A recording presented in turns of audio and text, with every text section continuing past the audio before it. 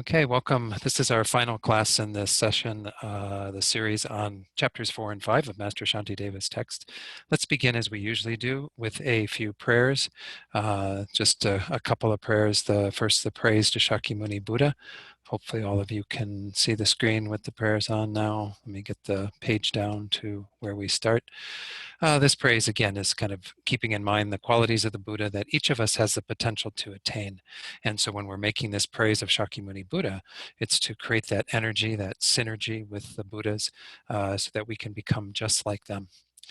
To the founder, the endowed transcendent destroyer, the one gone beyond, the foe destroyer, the completely perfected, fully awakened being, perfect in knowledge and in good conduct, Sugata, knower of the world, supreme guide of human beings to be tamed, teacher of gods and human beings, to you, the completely and fully awakened one, the endowed transcendent destroyer, the glorious conqueror, the subduer from the Shakya clan, I prostrate, make offerings, and go for refuge.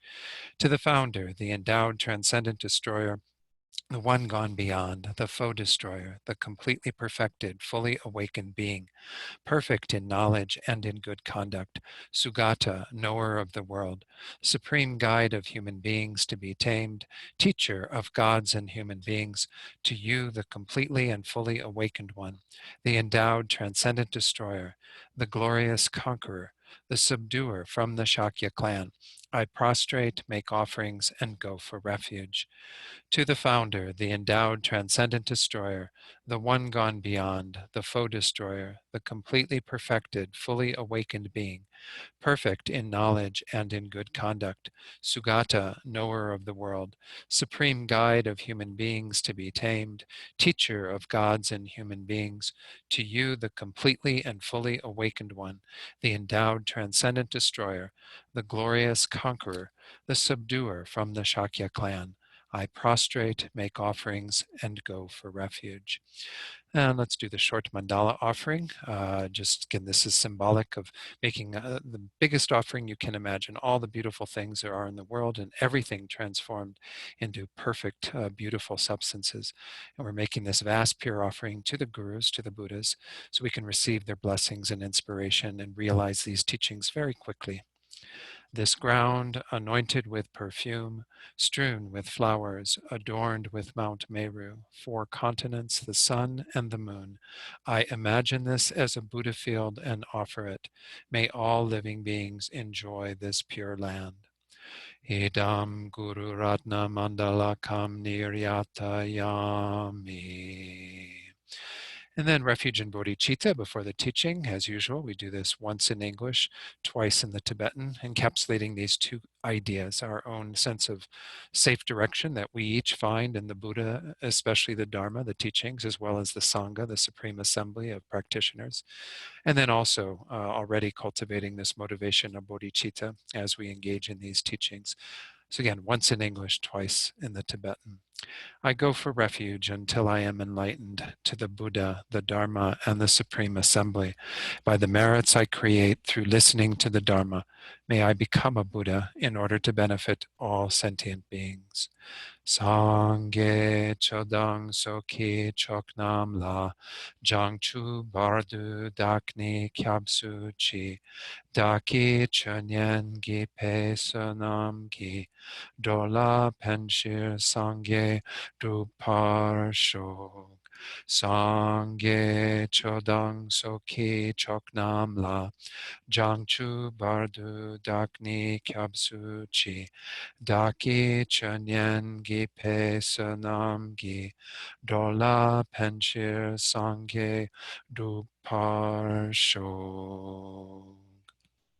Okay, then let's do a short meditation as we've been doing before the class. Give ourselves a chance to come into this space together, focusing the mind a bit by using the breath as our meditation object. And then after doing that, I'll lead you in a short reflection to refresh your motivation of bodhicitta for these teachings. So just find a good meditation posture, one that's suitable for your body, but having a nice uprightness to the body. And then relaxing into this posture as best as you can. And again, I don't need to give instruction. I think, we've been doing this frequently enough. So just do a few minutes of quiet meditation on the breath, whatever way is suitable to your mind. And then have that vigilance, that introspection that's checking in to see the quality of your meditation. Whenever the mind has wandered away from the breath, we bring the mind back to the breath. So I'll ring the bowl here that I have in the office here, and I'll start the meditation period. And then after a few minutes in silence, I'll lead you in a short reflection to set motivation.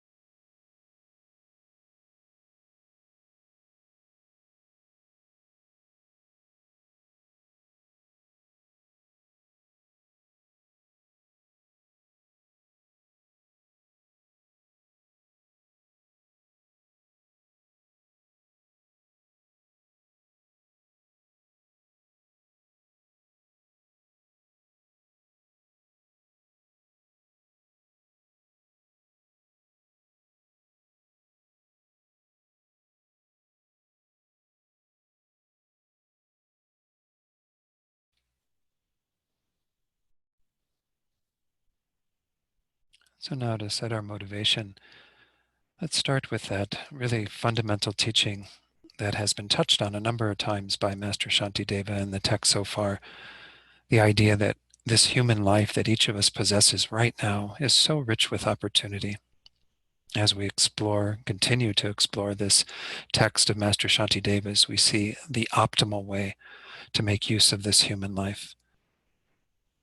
And recognizing that this life is fleeting and transitory, although each of us have had the good fortune since we last met to continue to have this human life. We have not yet encountered our death, but we don't know when death will happen. It's absolutely uncertain.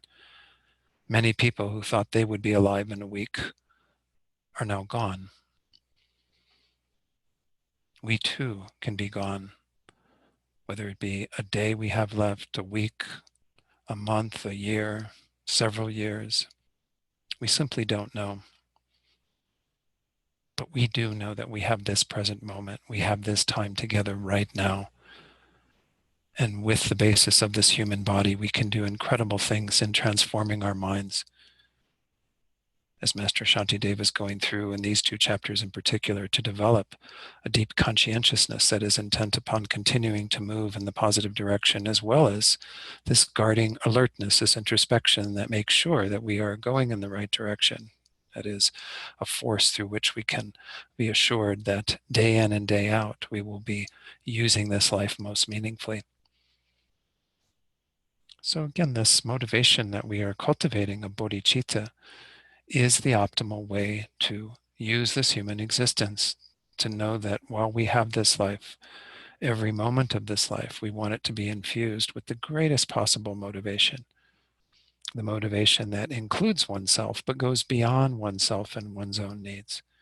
It recognizes that the needs of all sentient beings are much greater than my own needs.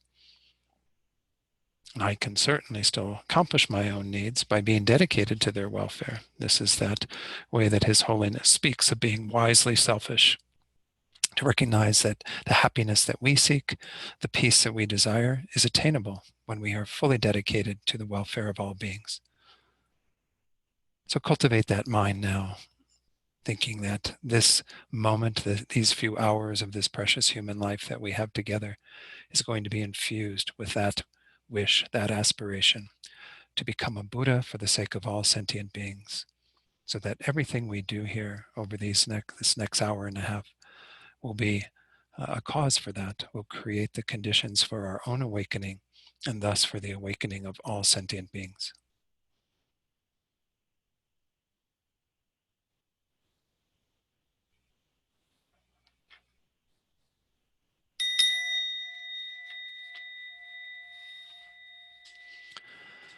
Okay, so as I said earlier, this is our final class on chapter 5, and we had finished 4 some time ago.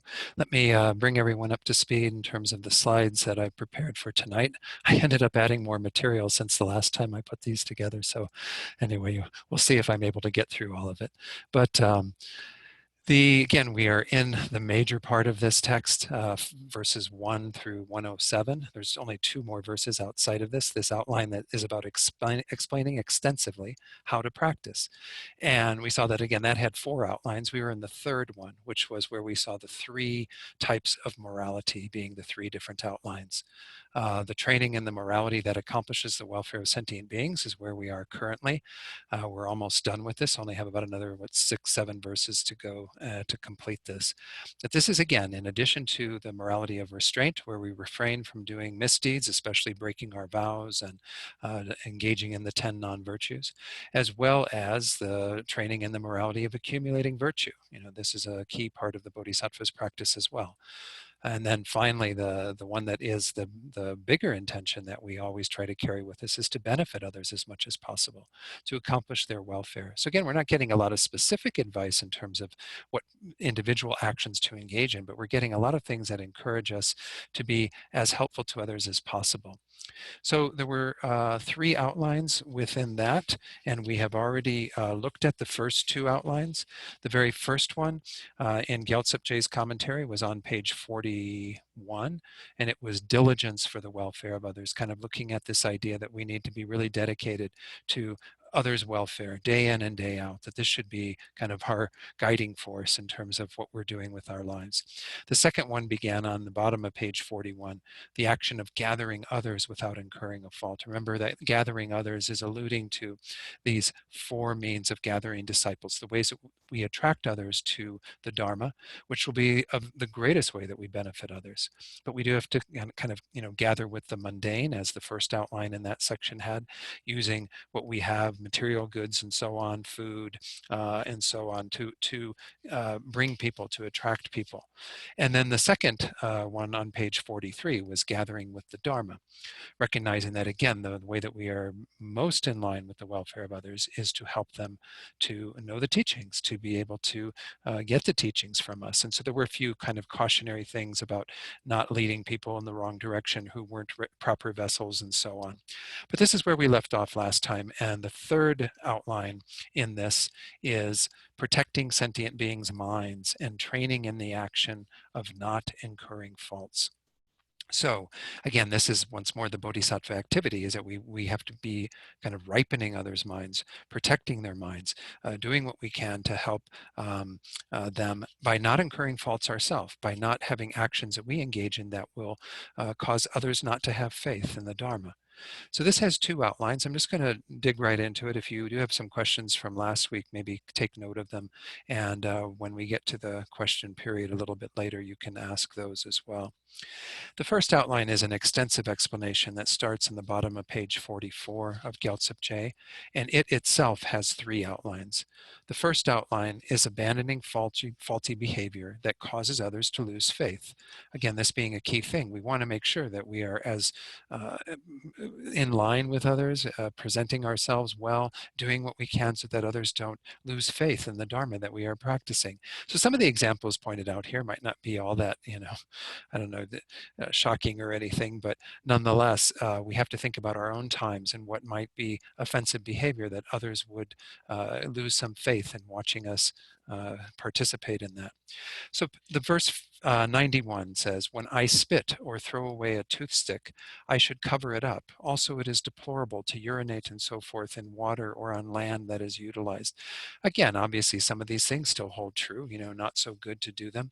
I don't know if we have so much offense, at people spitting or throwing away a toothpick or something, but nonetheless, I think we have to be careful once more about making sure that we don't do things that will offend others in some way, cause them again to lose their faith in the Dharma. So here on page 45, Gyaltsab says, "Ordained bodhisattvas and lay bodhisattvas alike must follow the behavior that is explained in the general basket of teachings on morality." Again, that's the Vinaya of the three baskets of the Buddha's teachings. The Vinaya, that is the foundational morality teachings, the Sutra basket, which is all the teachings on concentration, and then finally Abhidharma basket, which are the teachings on wisdom. So this is where the source of all of this is. Again, lay vows as well as the vows for those who are ordained monks and nuns and so on. So it says, unless there is an exemption that permits them otherwise, so you have to follow those rules unless there's some exemption that will, allow you to do differently. It will cause a loss of faith in the minds of others if they do not do this. So we have all of these because it increases the faith of others when they observe us being very attentive to our behavior when we don't do things that are offensive. If one leaves behind the wood used to clean the teeth and leaves one's saliva on the ground, then these should be covered up with earth and the like. One should also not pollute commonly used water or land with feces, urine, and mucus, as this is frowned upon by the gods and others. So again, anything in this vein that we would be doing that would show that we're not kind of conforming to the way of being presentable, civil, in line with others, pleasing to others, we have to be cautious with that because that can become an obstacle. When I first started teaching at Thupten Norbuling here in Santa Fe and became the resident teacher, I recognized very quickly that I had to be very careful about my behavior wherever I was in town. If I was in Whole Foods or something in the parking lot and somebody, accosted me for whatever reason with something, you have to be very mindful that other people that you treat poorly, if you do say something that you're going to regret later, they might run into you in the Dharma setting someday. Somebody who I've met in a parking lot at Whole Foods might walk into the center here, and then they'd be going, "Oh, there's that jerk who I saw in the Whole Foods parking lot. Why would I want to study with this guy?" So we do have to, I'm not trying to, again, make myself out to be any great teacher, but I think we all have to have that awareness. Once more, that is one way that we generate a force that will help us to curtail our misbehavior. That's this idea, once more, of what we call consideration for others. Remember how there was both self-respect and consideration for others. We have to think about others who can be influenced by our behavior. So let's go on then to the next verse that's again in the same section, looking at other behavior that others might frown upon. "When eating, I should not fill my mouth, eat noisily, or with my mouth wide open. I should not sit with my legs outstretched, nor rub my hands together." So Master Gyaltsab says, "Do not eat with a full mouth, making noises like chok chok and so forth while eating, or eat with an open mouth while sitting on a bed or the like. Do not sit with both legs stretched out on the ground. One does not rub both hands together at the same time, but there is no fault if one rubs them sequentially." I'm not sure how you do that, but anyway, again, this is in the context of what was acceptable or unacceptable at the time of these texts being written. So we just have to translate it to our own era and our own time. And even in our Dharma centers, I talked a little bit about, how we now are in a virtual Gompa. We're not in the Gompas that we have that we normally would meet in.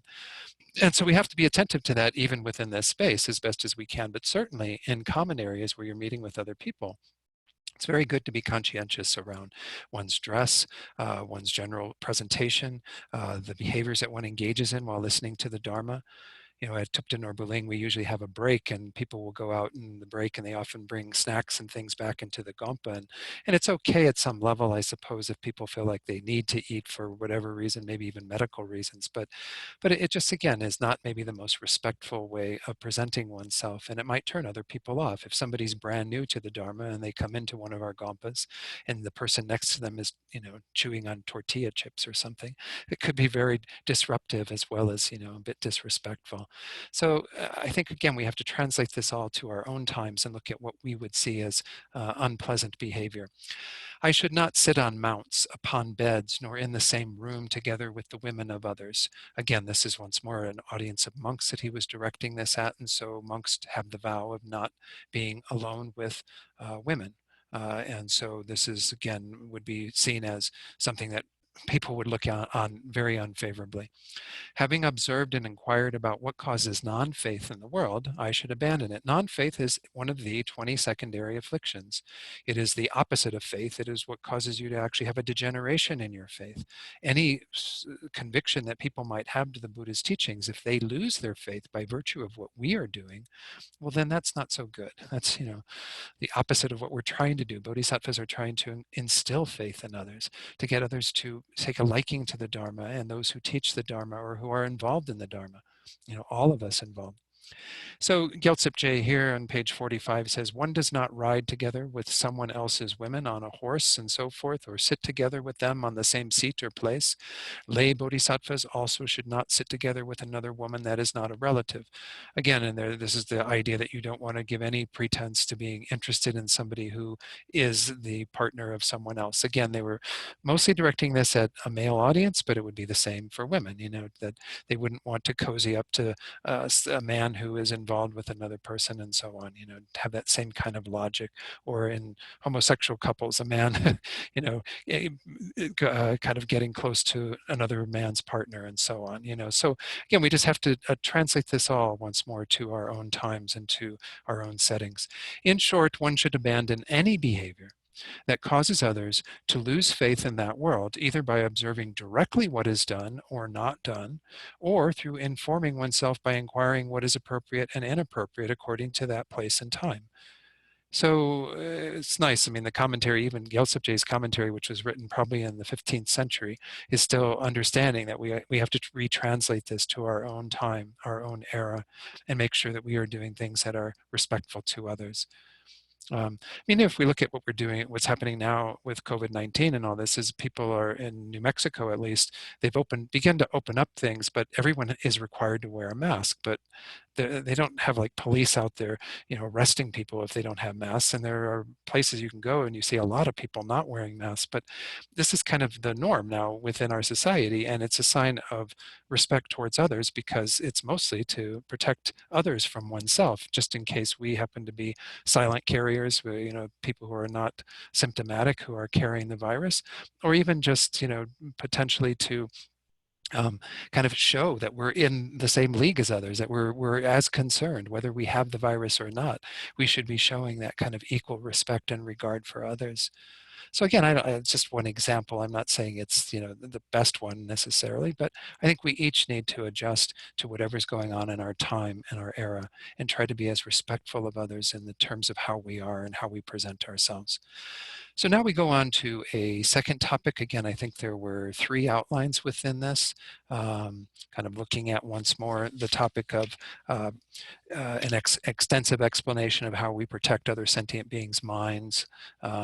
So that first one had to do with kind of our own behavior. Now, in terms of our general behavior out in the world and what have you, it was called behavior that causes others to lose faith, that is faulty.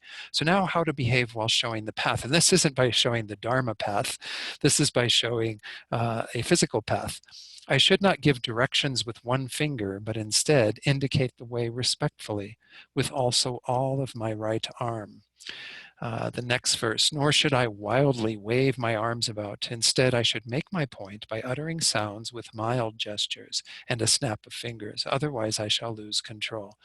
So again, the point here is that if we are gesticulating, doing all sorts of things and being kind of rude with our gestures, and of course nowadays it might not mean, pointing necessarily, it might be other things we could do with various fingers on our hands that wouldn't be so respectful. But at the time of the Buddha, and in India in particular, your left hand was not seen as a respectful way to use for anything in regard to other people.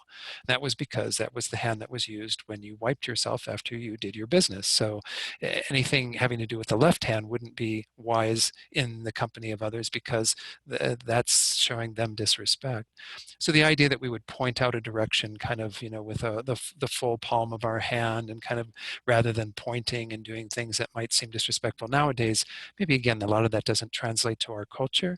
But it's just once more encouraging us that when we are helping others by showing them a direction they need to go, giving them directions to get to a particular place, whatever the case might be, we do that as respectfully as possible. Communicate with others without, gesticulating like crazy. I'm a teacher who tends to use my hands a lot, but hopefully it's done in a gentle manner and people aren't being, accosted by my gesticulating of my hands. But Gyaltsab Je says on page 46 of his commentary, when indicating the way for somebody, do not do so with individual fingers from the left hand, because this is regarded as insulting. One respectfully points in the right direction with the full right hand outstretched. One does not wave unnecessarily with one's hand, as this would become excitement and be unconscientious. Instead, wave with your hand a little bit, say something, and snap your fingers. I don't know, the snap your fingers thing, that almost seems a little bit more rude in our culture, to snap your fingers at somebody almost is like, I don't know. I don't find it to be something that endears other people to me if I snap my fingers at them or something. Then it says instead, wave. No, I already read that. Otherwise, if one is too loud, then it becomes unrestrained. Too loud with our behavior, with our persona, with how we are trying to be. And again, all of this is just general advice. Recall that once more. I mean, we have some wonderful teachers. Specifically, I'm thinking about one of my teachers, Venerable Rabina, who you all know, who is big personality. She comes into the room and she takes over and does her thing, and it comes off for some people as a bit too much. I know that there are some people who have that experience, but that's the way she conveys the Dharma, and it's very powerful to receive the Dharma that way. It's very dynamic. Not everybody's like that, though, obviously. One time, Venerable Rabina, when somebody was asking her a question at some teachings here, they were asking about this whole thing about male energy and female energy. And she says, well, I don't even know what you're talking about, dear. Here I am. I'm a woman. And listen to me. I sound more like a man. And there's Don over there. He's a man, but he sounds more like a woman. so, we can't get too caught up in this idea of how people should behave. We're once more talking about kind of what's the motivation behind it and how does that present to other people, and as much as possible being in line with that. But what's amazing about Venerable Rabina is she can turn like that, and she can be working with people in a very abrupt and kind of forceful way, and then become very soft and very caring and compassionate. Not that she isn't caring and compassionate in the other ways. I'm just saying it gives that more of that type of appearance. So again, this is just some more cautions to us in terms of how we are in the world, our physical behavior, and so on. Now we have the third of these three outlines, how to do the action of sleeping. Master Shantideva is going to even give us advice about that. So just as the protector, the Buddha, lay down to pass away when he passed into nirvana, the parinirvana, so should I lie in the desired direction, and first of all, with introspection, make up my mind to quickly rise. So we even get advice about when we go to bed at night, how we should lay down, what thoughts we should set in our minds before we actually go to sleep. So Gyaltsab Je says, for sleeping, assume the position of the protector when he passed into parinirvana. And I found what I thought was a very beautiful, this may be Thai, I'm not sure what Buddhism, what branch of Buddhism this comes from, but it's very beautiful, showing the Buddha in his passing away posture, the lion, sleeping lion posture. So he says, lie down on your right side with your head in the desired direction, putting your left leg on your right leg and your head into your right hand, and then sleep well covered with the chogo, with the robe, as the Buddha is demonstrating there. And he says, at the time of sleep, put your mind onto a virtuous object with mindfulness and introspection, once more, the introspection being the main topic of this chapter, and adopt the recognition of brightness, meaning that you kind of want to have the mind that is in tune with when the brightness of day comes, that you will wake up most certainly and begin your practice for that day. Adopt from the start the mind that thinks, I shall rise quickly, and sleep with the thought, tomorrow I shall practice the Dharma with the newly regenerated body. So there's other teachers that give other advice. I think I even mentioned this in this class previously. Kyabje Rinpa Rinpoche, who also was one of my gurus, in his teachings on bodhicitta, he recommends going to sleep at night practicing Tonglen. Many of you know that meditation. I just did over the weekend. I was doing some teachings for Sechenling in San Francisco and did a morning meditation on Tonglen yesterday. But it's a meditation where you're breathing in suffering of all beings and you're breathing out what you have that brings you happiness so that others can receive that. And Kyabje Rinpa Rinpoche said, if you go to bed with that thought, with that practice where you're breathing in suffering of others, breathing out your happiness for them to receive, that this is a very powerful way to make your sleep virtuous throughout the night, so that as you continue breathing in and out subconsciously in your sleep, you're continuing that pattern that you did when you went to sleep. So it's good to have very virtuous thoughts before we go to bed. Certainly try not to go to bed with non-virtuous thoughts. If we had an argument or something with somebody, try to resolve some of that in our own minds through purification and so on before we go to bed. Right before going to bed, I always encourage people to do a little rejoicing meditation, to look back on their day and think about the positive things they've done. That feeds the inspiration, the desire to continue doing that when we wake up. So again, make the end of your day very virtuous as well. So now we have the second outline of the two outlines in this section. And that is just a summary. After having had the extensive explanation, we now have a summary. From among the limitless deeds of a bodhisattva that have been taught, I should certainly practice as much of this conduct that trains the mind. So here, Gyaltsab Je says, in commenting on this on page 46, if one is not able to practice all the immeasurable divisions of the bodhisattva actions of generosity and so forth that are taught in the sutras and their commentaries, then one should engage in the practices for the purification of one's mind that were explained earlier. One should engage in these practices until one is able to carry out all the infinite bodhisattva actions. So again, in chapters 2 and 3 are where we saw the purification practices.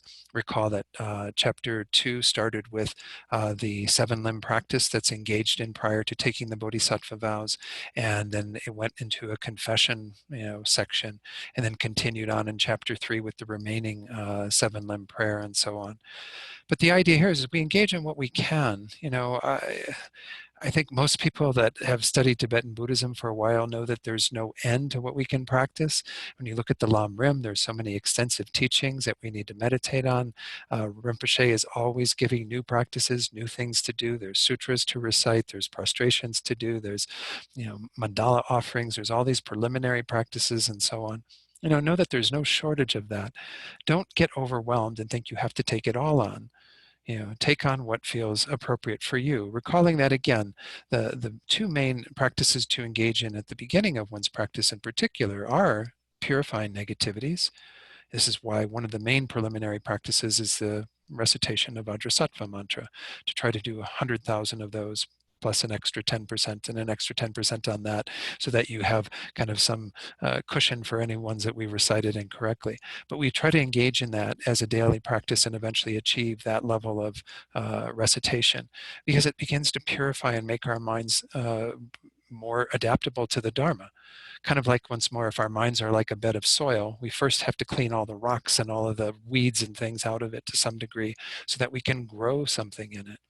And then we have to engage in the accumulation of merit, which again, this whole section is primarily about those actions we engage in, generosity and so on, that help others, that are virtuous in nature, benefiting other sentient beings. So these two are the main practices that we should be engaging in continually. And recall that even Lama Tsongkhapa, as he was struggling with his own investigation into emptiness, received the advice from his guru to do 100,000 prostrations to each of the 35 Buddhas, to do all these amazing practices, mandala offerings, and so on, by way of which he was able to achieve great realizations. So don't think that these are only for other people. These are what we engage in, but engage in what works for you. Or if you have a lama, a guru that you follow, consult with them and see what practices they would encourage you to do. Gyaltsab Je says, if one is not able to practice all the immeasurable divisions of the bodhisattva's actions of generosity and so forth that are taught in the sutras and their commentaries, then, maybe I said this before. Yeah, I did say this before, sorry. So it says at the end, yeah, I didn't read the end part. One should engage in these practices until one is able to carry out all the infinite bodhisattva actions. So we just do what we can to continue moving in that direction and recognize that we'll get there eventually. In fact, there's a little wonderful quote that I'm going to share a little bit later that kind of has that thought in mind. Now we've completed, yay, we've completed the 3 types of morality. Now we are going back to the 4th outline in regard to this explaining extensively how to practice. So again, the 4th outline is the method for perfecting the trainings. What is it we need to do to bring them to that state of perfection? Again, we do call these perfections, paramitas, meaning that they become transcendent. We go beyond a normal, ordinary practice to the level of Buddha by practicing these. So this has 2 outlines within it. The first is the extended explanation, similar to what we saw in that last outline. We're going to get a number of verses that go into how we go about perfecting the trainings, the things that Shantideva is advising that we do so that we make our trainings as powerful as possible. This has 4 outlines. The first outline in the extended explanation is the causes for purifying the trainings.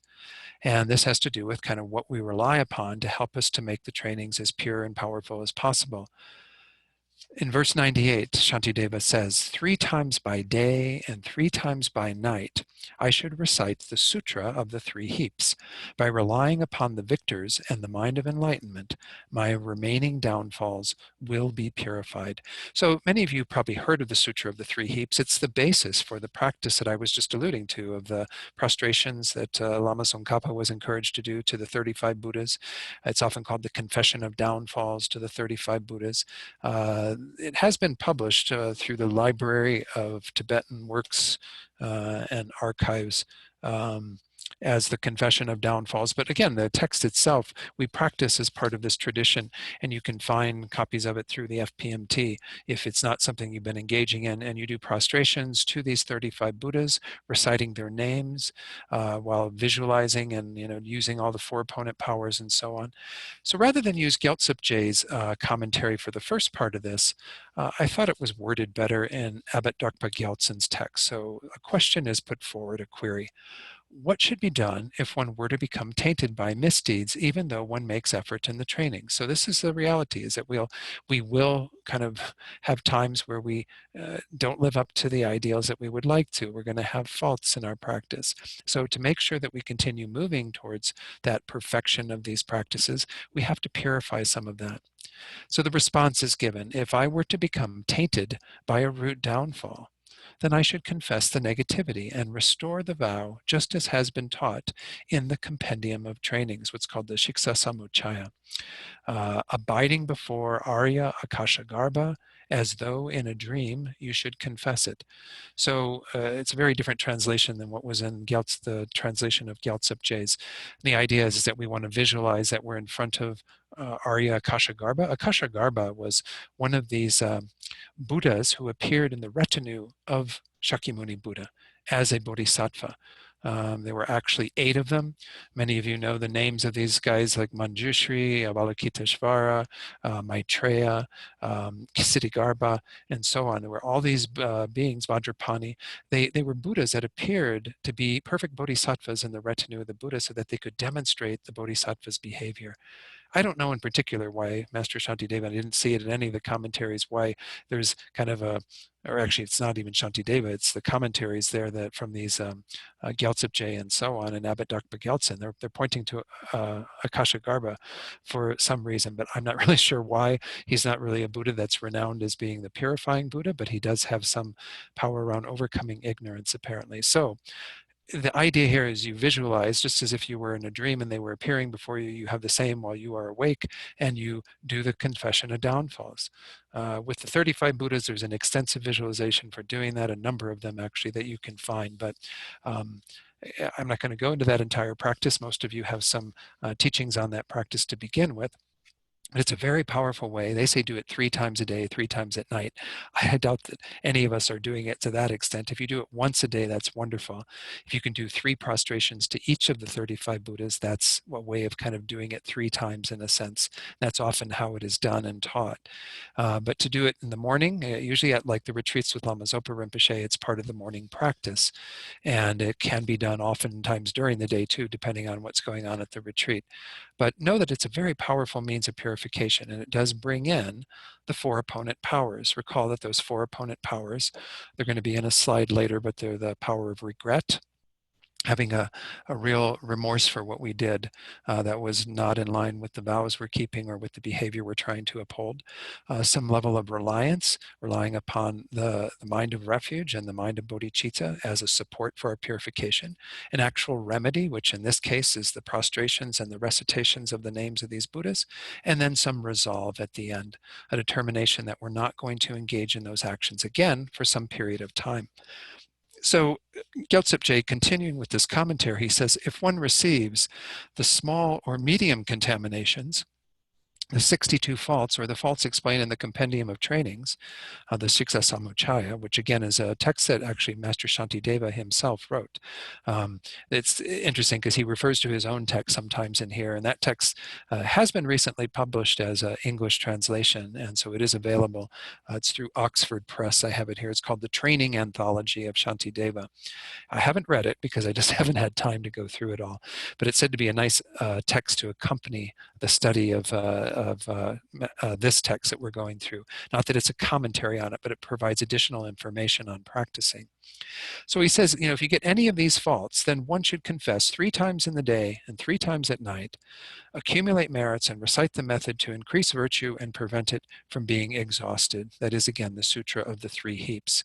And then he says, by taking refuge and independence on bodhicitta, one pacifies the remaining downfalls with the 4 powers. So I think I did put some of that additional commentary here from Abbot Dr. Gyaltsen. He's saying pretty much the same thing. Then we recite the Sutra of the 3 heaps. By the way, the 3 heaps, if you haven't heard what that's referring to, those are the method for the first heap, confessing negativities. The second heap, which is accumulating merit, especially by rejoicing in all the positive things that we and others have done. And thirdly, by rendering virtue inexhaustible and increasing it, that is, dedicating. So essentially confessing, rejoicing, and dedicating are the 3 heaps. By relying upon going for refuge to the victors, the 3 jewels, and the mind of enlightenment, bodhicitta, again, refuge and bodhicitta are the reliance, one of the 4 opponent powers, my remaining downfalls will be purified by means of the complete 4 powers. That would be including, once more, regret, remedy, and resolve, in addition to reliance. So again, I mentioned this before, and we went through it when we went through chapters 2 and 3, 1, 2, and 3 when I was there in October. So hopefully people have some awareness of those from your own practice and study. The second outline within this extended explanation is the basis for training.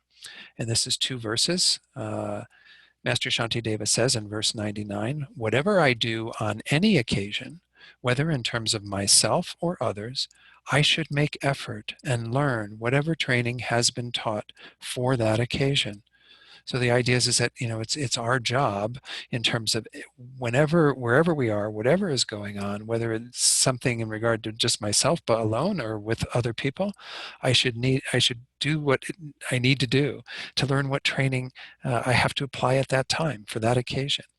The bodhisattvas want to be well versed so that they know exactly how to help others. They don't have the power that a Buddha has to know exactly at that time and be responsive in that way, exactly in alignment with others. But we have to train ourselves in doing that. And we just don't wait till Buddhahood and then think, oh, well, at that point, I'll be able to do that. We want to do that now. And he continues in verse 100, there is no such thing as something that is not learned by the victor's children. In other words, we have to learn everything. Even they often talk about the 5 sciences, which include things like, rhetoric, grammar, logic, medicine, all these things that we should know ideally as bodhisattvas in training to benefit others, to be well versed in the ways of the world. So having a good rounded education is useful even for a bodhisattva. You don't have to just know know, the inner science of the Dharma, which is one of the main ones, obviously, but the other, 5 inner sciences and so on, the other 4. Thus, if I am skilled in abiding in this way, nothing will be non-meritorious. If I continue to have this desire to do what I can to learn how to benefit others, how to be attentive to them, what I need to continue to expand my wisdom, then I'll be very skilled in helping others, and everything I do will be united with that bodhicitta motivation. So let's go to what Gyaltsab says in regard to this. This is now on page 48 of the commentary. He says, regardless of whether it is for the purpose of self or others, whether we're working on ourselves in our meditation room, meditating on various things so we improve our own qualities, or whether we're out in the world, trying to engage in the practices of generosity, patience, and so on. Whatever action of body, speech, and mind, again, the 3 doors, one engages in, and during whatever occasion, the conqueror taught all of these as opportunities for practice. In other words, everything that we're learning is meant to be applied in regard to our interactions with others or our time on the cushion individually. One should always make an effort not to receive a fault of the trainings while using these different occasions for one's practice. So again, as much as possible, we want to refrain from having faults. Obviously, we talked about it earlier, we are going to have faults, and at those times we need to purify all of that through the practice of the confession of downfalls of the 35 Buddhas, as was mentioned here, as well as Vajrasattva practice or any other practice where we're applying the 4 opponent powers, to purify those. But as much as possible, we want to be pretty meticulous in terms of how we are working with others. Not that we're always going to have that perfect skill and ability, but we're striving to do that. Moving in that direction towards these perfections. Recall that again, we call them perfections, such as the perfection of morality or ethics that we're studying here in this chapter, because it's giving the name of the result to the cause. How do we get to the result of the perfect mind of a Buddha, the perfect state of a Buddha? Is by practicing these, by engaging in them one by one and moving on that pathway all the way up to enlightenment. And he says, there is no object of knowledge the Bodhisattva children of the conquerors do not use for practice. For those that are proficient in training in all objects, there is no action that does not become meritorious. Therefore, one should never allow the generation of faithlessness. Don't let your faith decline on the basis of anything, because everything can become meritorious, everything we do. Remember, I've pointed out a number of times that Lama Zopa Rinpoche encourages us to bring our bodhicitta motivation to everything we do, even our most mundane actions. If we do them with a mind that is intent upon benefiting others, it transforms them completely. There might be neutral actions that we're engaging in. They can be made into virtuous actions with those thoughts. And if they are non-virtuous actions, if we have occasions where we do engage in those, at least try to bring something that offsets it to some degree. Some virtuous, positive state of mind in the midst of all of it. As we are stepping in it again, we just recognize, well, but I really want to move in a direction of benefiting others. May I have some force of mind to be able to do that. So again, keep in mind, we do need conventional wisdom. That was being pointed out in here, and that we should unite everything we do with that bodhisattva mindfulness, bodhicitta mindfulness. There was one little passage from Geshe Yeshe Tupten on page 130 of his book that I thought was useful to share. At least I marked it earlier, and let's see if it's useful now. He says, there is nothing a bodhisattva learns that he does not put into practice, or she. As his or her intention is to benefit all beings, he or she must know the different methods appropriate to each of them. And having learned them, he or she does not neglect any of them. So it's like, again, when we are studying and practicing the Dharma, meditating on the Dharma, the whole point is that we keep acquiring more and more things that we can draw from, making ourselves very versatile, making any situation that we meet, we have something that we can use to help move it in a more virtuous direction, to avoid any false misbehavior. And he goes on to say, for such a bodhisattva, there will never be an occasion upon which he or she will accumulate negative karma, and he or she will always produce meritorious karma. If we get to that level of our practice, and we can see it in many of our teachers where they've got a mind that's so infused with bodhicitta that everything they do just becomes an outcropping of that. It becomes a manifestation of that. Wonderful, way to see how beings can develop their minds to that degree. And we ourselves can do the same, you know. So we're moving in that direction. Now we get to the third outline within this extended explanation, the purpose of the trainings. You know, that we have to have kind of an aim at the goal that we are going to, that we are dedicating for, and so on. This has within it two outlines. The first outline is called dedicating the virtue for the welfare of all sentient beings. Of course, we know this idea.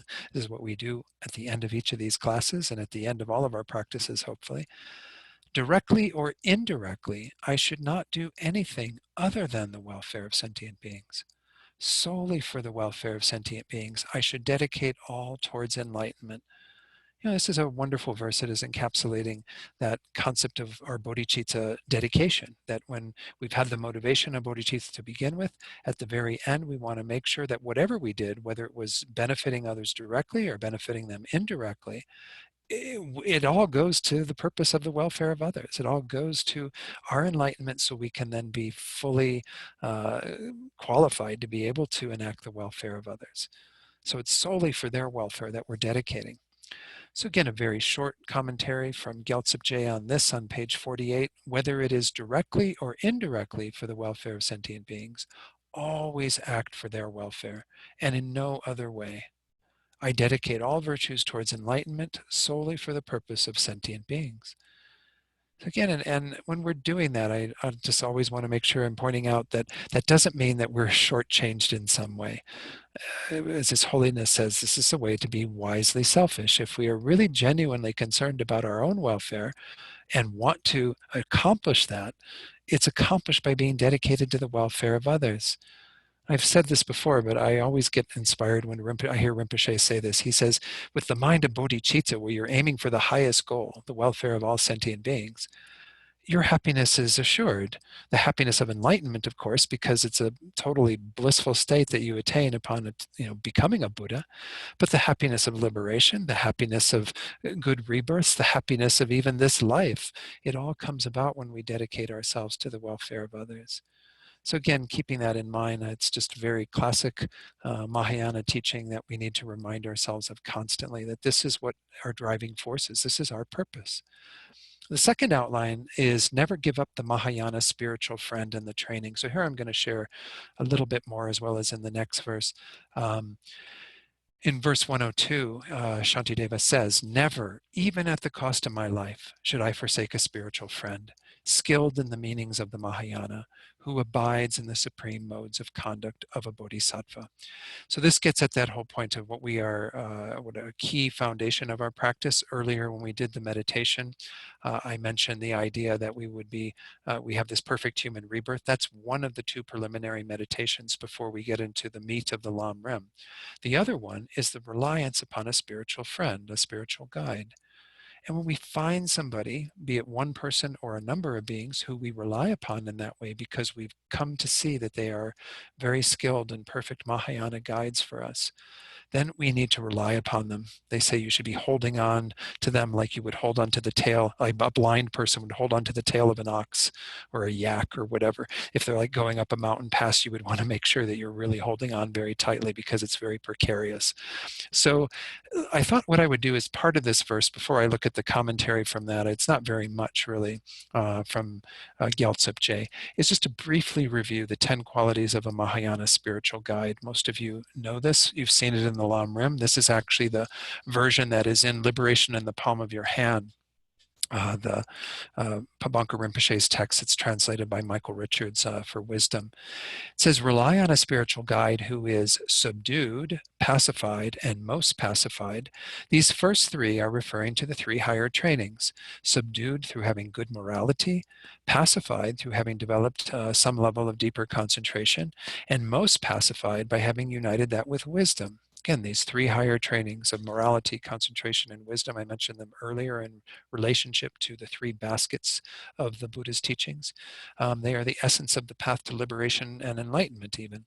So we want somebody who is well-versed in all of that, who has actually done the work on their own minds, who has, number 4, more qualities than you. Always helpful when you're trying to learn from someone, right? If even in worldly things, you want somebody who has greater skill and knowledge than you have. The 5th one, perseverance, somebody who puts great effort into continuing to do that job of tending to others and so on.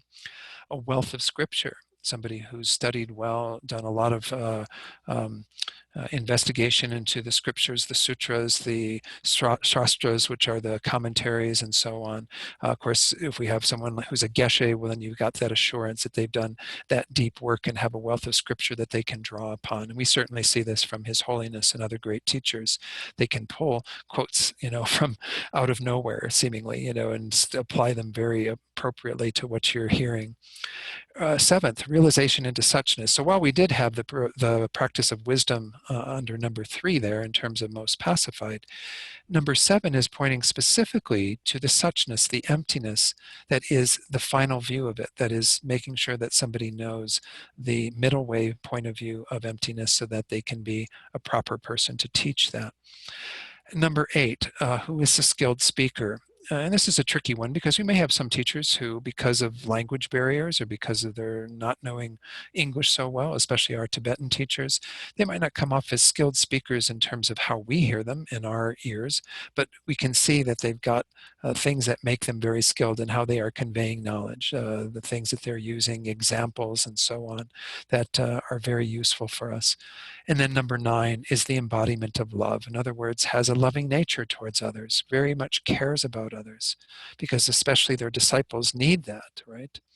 And number 10 is not discouraged. So even though the practitioners don't necessarily follow what one is setting out, the teacher, the spiritual guide we're talking about here, shouldn't become discouraged or shouldn't stop teaching and saying, well, I've taught it to you 5 times and you haven't gotten it yet, now you're on your own. We want somebody who is dedicated to doing that again and again and isn't going to get discouraged at our own lack of, of application of these teachings. So Gyaltsep Je just simply says, may I never give up, even at the cost of my life. Of course, we say that sometimes, and I don't know if any of us, when we really got to a place where we had to give up our life to hold on to, our guru or something, hopefully we never are encountered with that, but that's a pretty strong commitment. We know those words and what is entailed in that. So even at the cost of my life, I should never give up the Mahayana virtuous friend who is an expert in everything Mahayana, as well as those that abide in the Mahayana vows, the Bodhisattva vows and Tantric vows, the supreme Mahayana austerities. So again, we want to find that being and rely upon them greatly. This is obviously a key part of our path, why we often talk about reliance upon the spiritual guide. As a caution here, I know some of you do have gurus, people that you trust in that capacity, but remember, that is your decision. Nobody comes into your life and says, I'm your guru, and you have to see me that way. Instead, this is something we decide by virtue of our relationship with that being and how we are choosing to look at them. And it's good to check up. That's why that list of 10 things is given, is so that as much as possible, we have our little shopping list for a guru, and we tick off as many of those that we can, recognizing that it's important that they have all 10, but if they at least have some of those, how wonderful. They point out in particular that the loving kindness, the care for others in that compassionate way is very important. And of course, them having more knowledge than you is very important. Now, we can learn from others. Everyone is a teacher for us in some capacity. But if we're going to be dedicated to a spiritual path where the teachings are very complex and very difficult, we need somebody who has greater knowledge than ourselves. So maybe that's enough on that topic. There's some more coming up in regard to the spiritual guide in the next section here. The 4th outline, the basis for engaging into listening and contemplating. What are the things that we need to draw from in terms of reinforcing our bodhisattva behavior, especially in the context of what we talked about in this chapter. This has 2 outlines. The first outline says training independence on sutras. What are the things that we need to kind of be training in those main sutras that will help us on our path. This is 2 verses, 103 and 104. I should train in devoting myself to my spiritual master in the manner taught in the biography of Sri Sambhava. This and other trainings spoken by the Buddha I should understand through reading the sutras. So he's directing, in this verse, us to the sutras as well as the next one, saying that they are kind of the main source of all of how we dedicate ourselves to a spiritual master, how we keep moving in the direction of the Bodhisattva trainings. I should read the sutras because it is in them that the practices appear. I mean, this is where they all came from, right? This is the source. The Buddha, Shakyamuni Buddha, is the source of all these teachings, all of the Lam Rim, everything that we're talking about in Shantideva's text, it all comes from the sutras of the Buddha. To begin with, I should look at one sutra in particular is mentioned, the Sutra of Akashagarbha. Now, I don't even know if that sutra is actually translated into English. I think it may be now, but um, let me go through the section here that is in Gyaltsab and see what he says on this. But he says, from the life story of Sri Sambhava in the Array of Stalks Sutra, and actually the Array of Stalks Sutra is a sutra within a sutra. It's actually a chapter. I think it's the final chapter in the Avatamsaka Sutra, which is often called, I think, the Flower Sutra. But the Gandha Vyuha Sutra is usually translated as array of stalks. It's kind of the array of putting these flowers together that are the essence of the flowers of the Bodhisattva practice. And in that it says, the way of relying on the teacher, child of good family, the bodhisattvas who are perfectly guided by virtuous friends will not fall into the lower realms. Well, there's much more of a passage for that. And one of the texts, this little text that I only alluded to once or twice, I think, during these teachings, I'm coming to enjoy it. It's a Nyingma master whose name is Sasang Mati Panchen. And the text itself is called A Commentary on Shantideva's Text, known as an extremely clear illumination of the meaning of the text. And he has a longer passage from this sutra. It says, noble son, again, that's is a way that the Buddha would sometimes talk. It's son or daughter, it's whoever is listening. Do not become tired of searching for a spiritual master, for by relying upon him or her, you will accomplish great virtue. Feel insatiable joy upon seeing them and insatiably question them. Those who are well guarded by a spiritual master will not fall into lower rebirth, will never retreat from the great vehicle, and will not contradict the precepts. Thus, noble son or daughter, with unbroken continuous mental involvement, approach the spiritual master. Noble son, regard yourself as a patient, the spiritual master as a physician, his or her teachings as medicine, and repeated practice as the therapy to cure disease. We actually see those in the Lam Rim, part of 6 recollections that we should have. These are 4 of them. See yourself as a patient, see the spiritual guide as your doctor, the Dharma as the medicine being prescribed, and then your continual taking of the medicine as the means to be cured from the ailment that you all have, that we all have, of not being enlightened. So anyway, I thought I'd share that little bit longer passage because it gives a more of a flavor of what's all being talked about in that sutra. That we have to have that commitment to our spiritual guides, seeing them as the source of all of that for us. They're our doctors. They're the ones that are helping us to apply the Dharma in our lives. So Gyaltsab says one should train according to how it is explained extensively in this sutra. Further, the points of advice from this commentary and the other trainings taught by the Buddha should be understood by reading the other Mahayana sutras. Again, there are extensive sutras. Most of us don't have access to the sutras because they haven't been translated into English, many of them. But in this tradition, in Tibetan Buddhist tradition, there is a much heavier leaning on the treatises, the Shastras, and of course the great commentaries by Lama Tsongkhapa in this tradition that we follow, the Lamrim Chenmo and so on, the great treatise on the stages of the path. All of the sutras are embedded in that. Lama Tsongkhapa himself is renowned for having, gone back to a lot of the sutras and cited the various passages, relying upon masters who came before him, as well as his own investigation. So know that you're not missing anything by not reading the sutras. In fact, because of the complications of reading the sutras, since most of them aren't in English, you could spend the rest of this life reading the sutras and not spend any time practicing them, and that might not be the best thing. What's more important is to rely upon those things that have gotten all the essence of it, that have brought it all together into ways that we can practice. And the Lam Rim is that. As Lama Zopa Rinpoche frequently says, Lam Rim is the real meditation. It includes everything that you need to meditate on.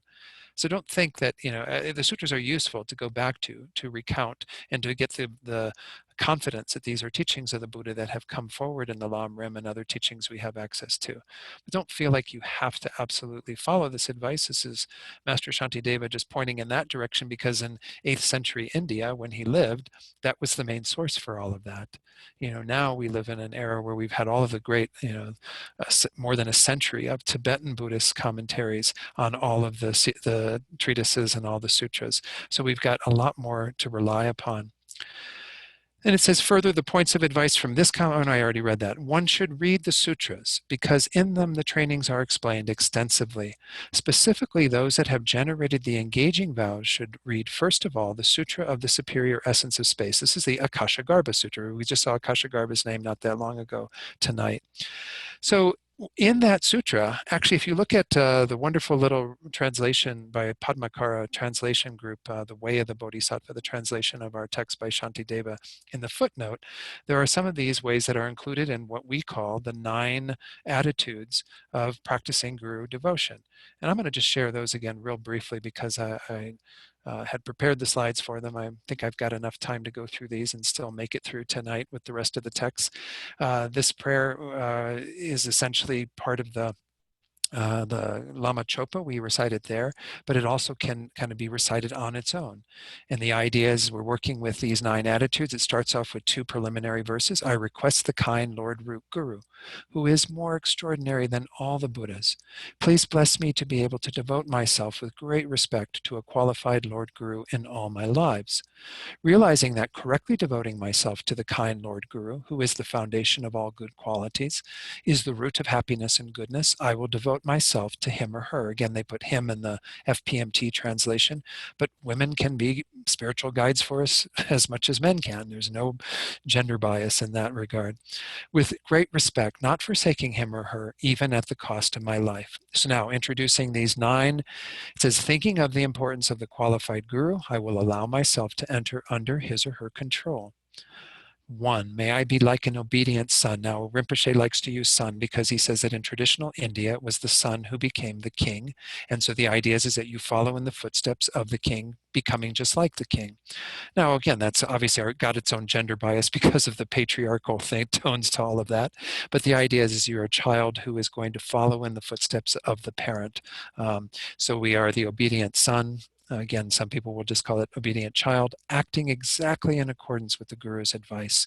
We want to take everything our gurus say as, advice we have to follow. Of course, you can question your guru's advice and explain why you may or may not be able to follow it, but it's good to hear it through that lens.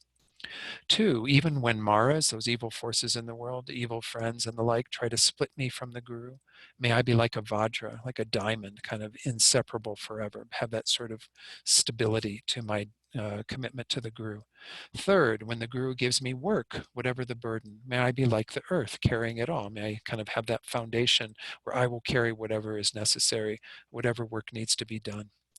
When I devote myself to the Guru, whatever suffering occurs, may I be like a mountain, immovable. In other words, I won't want to have my mind bent out of shape because I'm having to endure some difficulties, some challenges by following the Guru's advice. Even if I have to perform every unpleasant task, may I be like a servant of the king with a mind undisturbed. In other words, may I have a mind that is happy to be of service, never being displeased at what the Guru has allotted me to do. Number 6, having abandoned pride, holding myself lower than the Guru, may I be like a sweeper, like somebody who's doing a more menial task. May I have that mind that is happy to do that, is very humble. 7, may I be like a rope, joyfully holding the Guru's work, no matter how difficult or heavy a burden, kind of having that strength that will uphold whatever work needs to be done. Again, not get discouraged by that.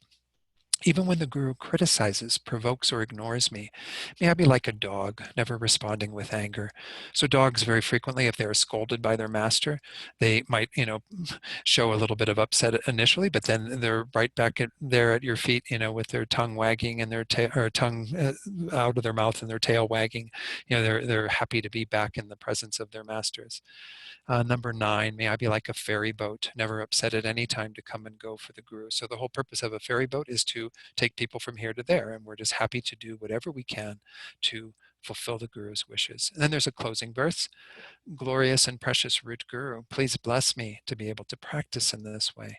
From now on and in all my future lives, may I be able to devote myself to the virtuous friend in this way. So again, this is an extract from the sutra that was mentioned. Again, the Akashagarbha Sutra, that according to that one text, these are part of the practices that are set out in that. This is where this all comes from, is the sutras of the Buddha, where we're given advice about how to relate to a spiritual friend.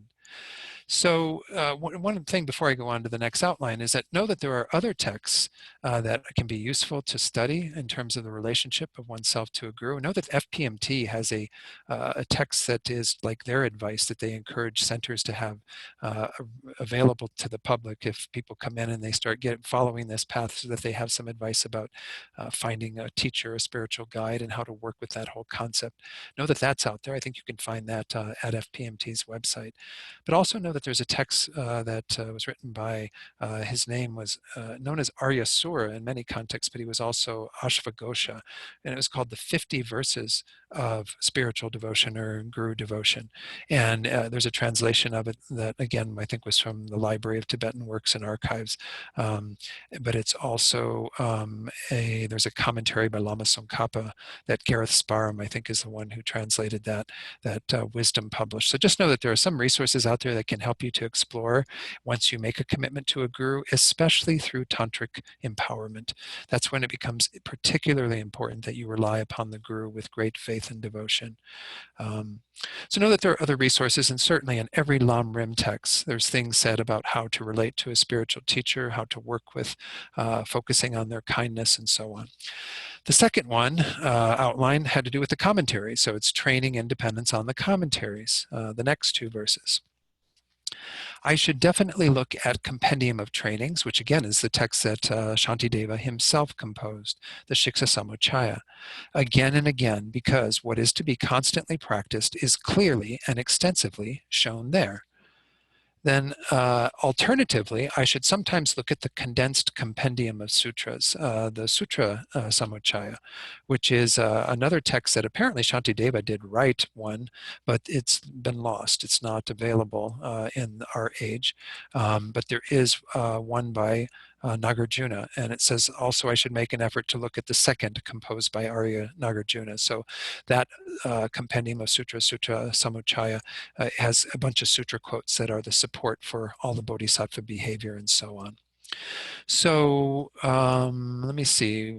Let me read what Gyaltsab Je says. Again, there's not so much here. It says, those that train and practice, this is page 50, those that train and practice should also study repeatedly the Compendium of Trainings. That's again the text by Shantideva that he himself composed that is available now in an English translation. It says, where it explains extensively in 32 aspects how to give up, protect, purify, and increase one's body, possessions, and roots of virtue. So we have these four activities: how to protect to some degree because we don't want it to go to waste and use it well, but then to give up when we need to, or either our wealth or our bodies when we are advanced. We've talked about this whole concept of not giving up your body prematurely, making sure that you are able to do that without any regret. Purify, removing any of the things that will taint our use of our bodies, our resources, virtue, and so on.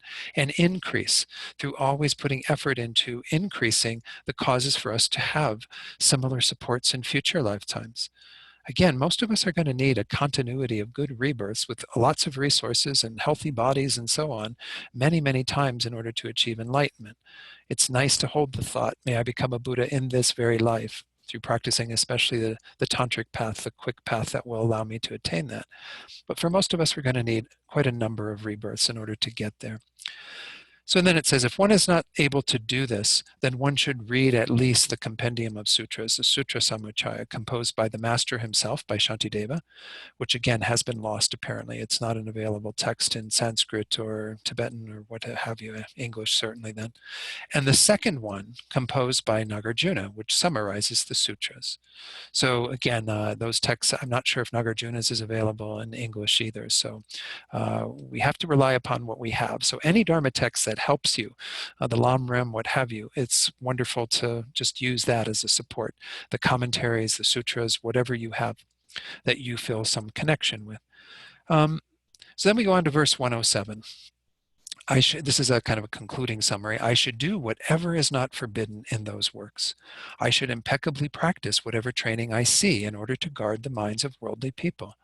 So this is kind of once more a recommitment of this Bodhisattva ideal, that we should do whatever we can to avoid those things that are forbidden, that are not encouraged for us to do because they harm ourselves and others, and practice whatever we see that will help others, that will, help others to have faith, to not have a diminishment to their faith because they see us upholding the Dharma and practicing it, living by example.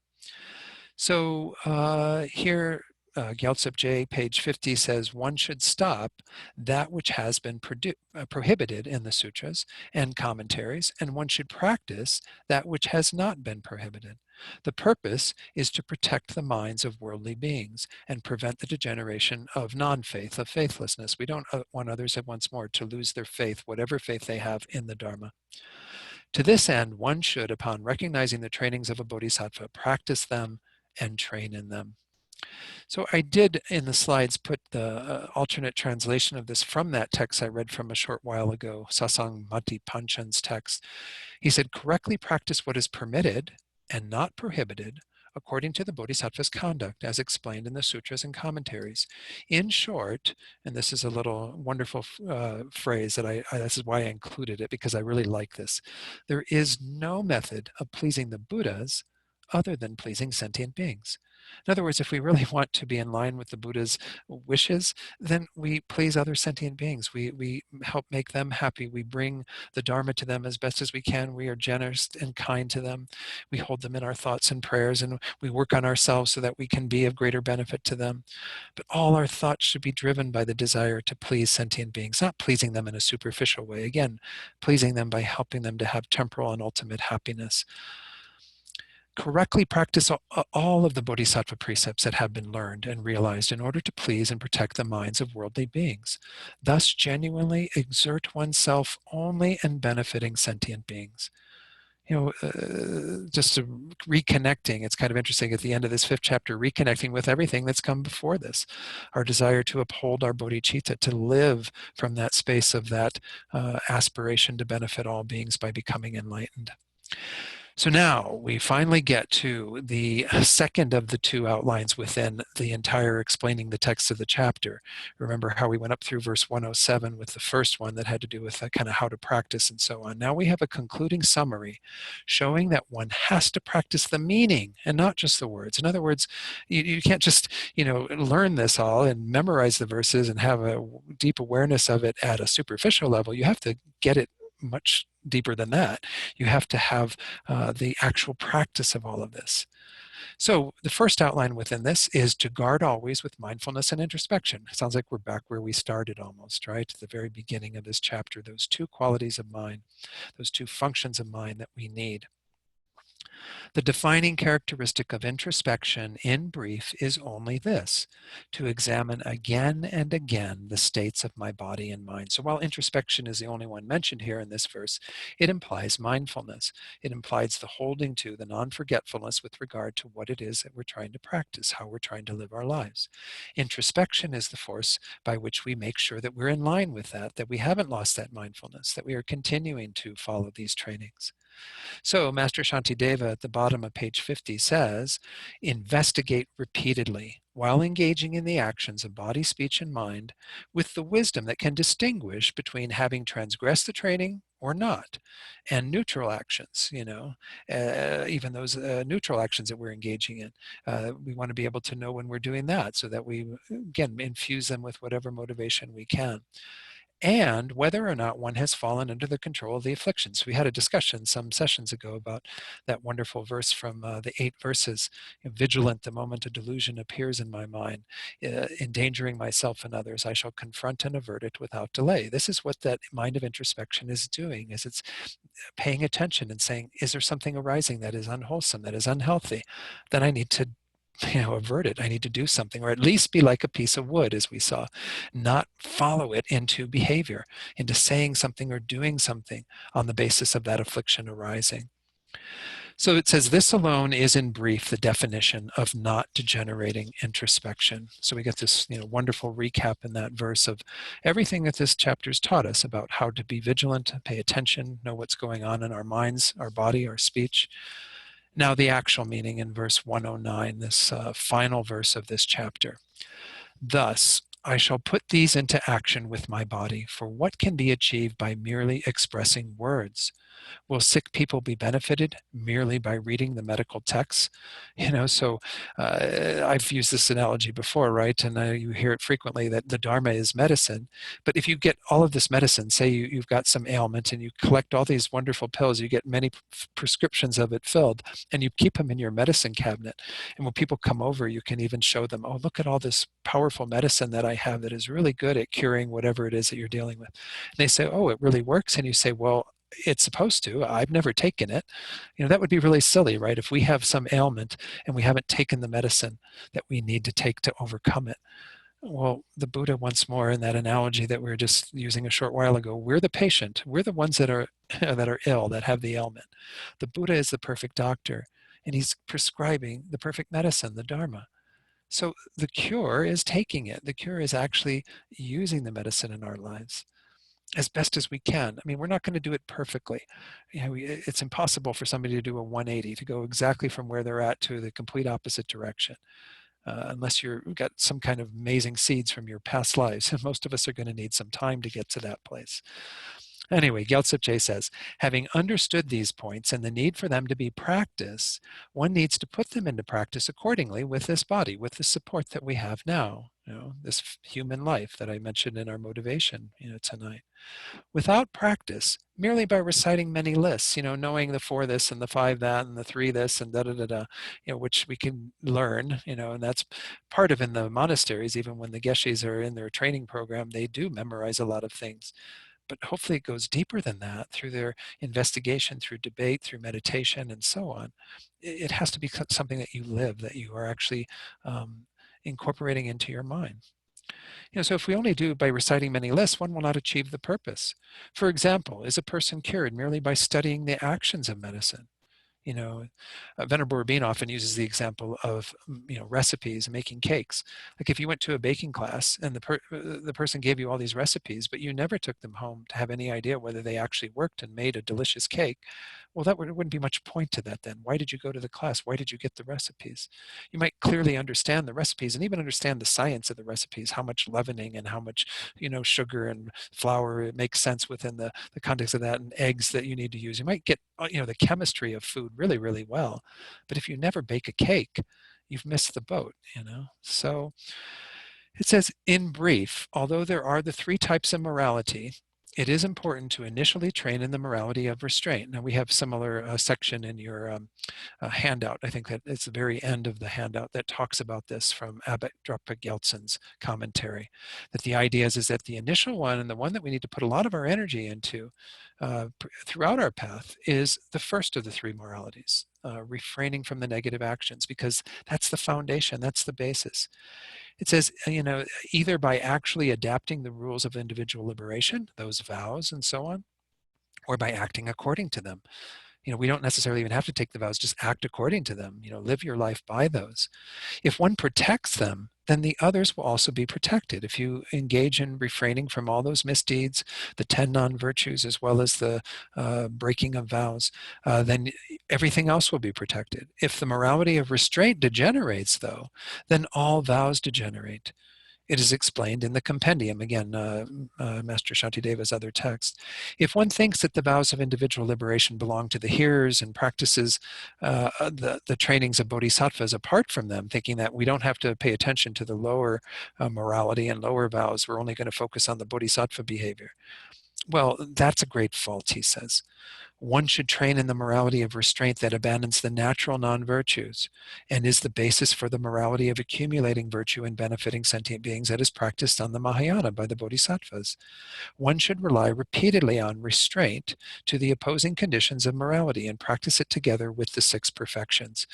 So in your handout is a reference to practicing the 6 perfections within the perfection of ethics. First, I'm again going to pass over this because you can Oh, I've got some weird letters in there. Anyway, these three types of ethics are mentioned there, that the primary one, the principal one, is to practice the morality of restraint. So again, that's in your handout, so I don't need to go into that. What I want to do is briefly review. How do you practice the six perfections within each perfection? And the example here is within ethics. So action possessing all of those refers to, first, abiding in ethics yourself and placing others in ethics. That's the perfection of ethics that has generosity involved in it. We're trying to give that practice to others, encourage them to engage in it. The second, restraining yourself from the mental application of the hearers and solitary realizers. In other words, the lower motivation, the individual motivation. We want to hold the superior motivation, the universal motivation. That's the perfection of ethics, possessing ethics. If there's interest and patience towards the doctrine of the omniscient ones, the Buddhas, as well as patience regarding condemnation from others, and that is the perfection of ethics, possessing patience. Sometimes people will condemn us for engaging in virtue and practice that is not in line with their thinking, not in line with worldly ways. And we have to be patient at that times, as well as be patient within our own practice of the Dharma. We'll get into patience in the next course. There is, fourthly, the perfection of ethics possessing joyous effort that generates aspiration for the sake of enhancing ethics more and more. It becomes like a self-perpetuating practice, putting more and more energy into it. Then there's the perfection of ethics possessing concentration that dedicates to complete enlightenment, the virtue from the single-pointed mind that's unmixed with the Hinayana. In other words, unmixed with thinking of only one's own welfare. Again, having that single-pointed concentration that keeps us in the Bodhisattva attitude while we're practicing ethics. And then finally, the wisdom that knows the emptiness of the three spheres, the objects to be guarded against, the 10 non-virtues and so on. That which guards, which is the ethics of the 10 virtues, the opposite of those in our own minds. And the Bodhisattva guarding them are like illusions. So all of what we are engaging in has emptiness involved. We're not holding on to anything in a concrete, inherent way. Again, that's about all I can say about that tonight because of time limitations. But we'll get to that eventually with chapter 9. So that completes the 6 perfections, all 6 of them involved in that. Also on your sheet are these 6 excellences. I'm not going to go into explaining them because you can read, and I think they're pretty self-explanatory. They are on your handout, again, that you got at the beginning of this course. Okay, the second outline of all of this is simply a recognition of the title of the chapter. This is the commentary on the 5th chapter called Protecting Introspection from the commentary on the introduction to the actions of bodhisattvas called The Entrance for the Children of the Conquerors. And there's a wonderful summarizing verse that's just prior to that on page 51 of Gyaltsep Je's text. And that is, the person taking the essence of practicing the sequence of the path of the 3 kinds of beings, once more relating this back to the Lamrim, depends on protecting mindfulness and introspection. In other words, if you're going to practice any of those 3 levels, anything that's called the practice of Dharma, which is essentially what begins with the small scope and goes all the way through the great scope, hence, they should always endeavor to be proficient in these. If we're going to practice those, we need to have mindfulness and introspection. So this whole chapter was geared at getting us to be very aware of what it is that we need, the 2 main tools of our mind that we have to master. Again, that's why I called this whole course Mastering the Mind, in order to make sure that our progress progresses, although we will have times when we regress a bit. It's inevitable that it'll be 3 steps forward, 2 steps back at times, but we at least keep knowing what we have to do and how we have to engage in the trainings, especially as was pointed out in this chapter, the trainings in ethics, which is so foundational and so important. So I hope this has been a benefit. I think there have been a couple of comments on the chat box. Oh, there is the Akasagarbha Sutra. Thank you so much, Jenna, for pointing that out. Wonderful. I think I'm going to click on it now so that I have that for later. I know I can save also from the chat box, but okay. Anyone have any questions, any comments on what we've talked about tonight? I'm glad I finished it. I'm sorry it took up the whole session, but no? Okay, well, let me talk just a little bit about, what I plan to do from here. those of you who, if you have any inclination at all to do this as a basic program course, which is how we were modeling this, is so that you could actually engage in the basic program that the FPMT offers and get certification in that. Then I'm going to be sending out some study questions. I did that at the end of the first 3. There'll be kind of quiz questions that you can go through, and I usually even give people the quiz answers so that they can study those and know how well they did at going through this. I apologize for not doing that throughout the course. It is a little disjointed for me not to do that, and I hope to get better at that with the patience course that we're going to do next, to be able to weekly give you some sort of homework, some questions to work with as much as I can. It's a little challenging sometimes for me to manage all of that, but anyway, just know that that is forthcoming. And we will start on, I think it is June 1st, no, I'm sorry, July 6th. I'm thinking of another course. I'm starting a Heart Sutra course. If you have any interest in a Heart Sutra course, that's going to be during the days on Mondays for 6 consecutive Mondays through June and into the July 6th, later that day, I'm going to start the patience course. It'll be the 4 Mondays in July, and then we'll skip the first Monday in August when I do have a teaching commitment that night, and we'll do the 4 remaining Mondays in August. And I think we'll be able to get through all of Chapter 6 on patience. So there's information forthcoming about that, and all the materials for that will be forthcoming. I'll be working on all of that, but I really enjoy these courses on Shantideva, and I'm so appreciative of the opportunity to teach them. So thank you all so much. Now, Andrea, did you have your hand up and wanted to say something or ask a question? No? Okay. All right, then let's go ahead and do a share screen and do some prayers. We're going to do the 2 prayers that we usually, actually just the first prayer that we usually do of dedicating. Let's see, actually, no, I'm going to skip those because I've got another thing that I wanted to share. And that's this wonderful set of verses that's from Master Shantideva's 10th chapter. Most of you are familiar with these verses that His Holiness the Dalai Lama finds to be one of his favorite sort of dedications, something he goes to frequently. So while we're reciting this, oftentimes I leave it till the end. You can already begin to think about the beings that you're holding in your heart that you're dedicating for. Thinking about all those who are suffering in life right now, dealing with obstacles, illness, who have died or who are dying, and dedicating for them as well as for all beings as we recite these verses together. May all beings everywhere, plagued by sufferings of body and mind, obtain an ocean of happiness and joy by virtue of our merits. May no living creature suffer, commit evil, or ever fall ill.